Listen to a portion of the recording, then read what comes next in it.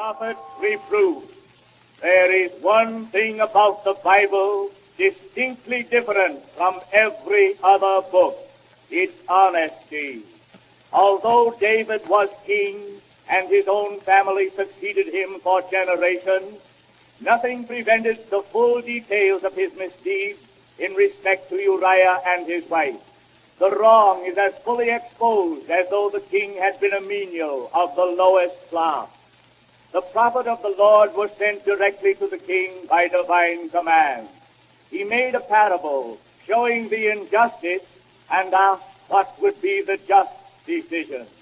King David was angry and asked the name of the unjust man that he might be punished.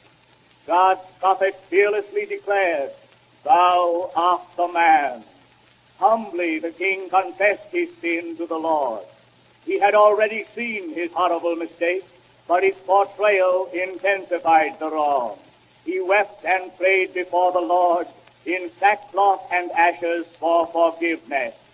In this respect, David was a man after God's own heart. Every time he was overtaken in a fault and snared by his own weakness, he confessed, reformed, and sought forgiveness. God accepted King David's penitence and restored him to his favor, but this did not prevent his suffering punishment for his wrong thought. Whom the Lord loveth, he chasteneth. The honesty of the Bible is exemplified in both the Old Testament and the New. We are told of Abraham's mistakes, the friend of God. We are also told the faults of the apostles. The noble St. Peter was so overcome with fear that he denied his master 3 times with oaths. We are told of St. Peter's dissembling before Jews and Gentiles. We are told that St. Paul, the apostle that took the place of Judas, was once the cruel Saul of Tarsus, who authorized the stoning of St. Stephen and was very injurious to the early church.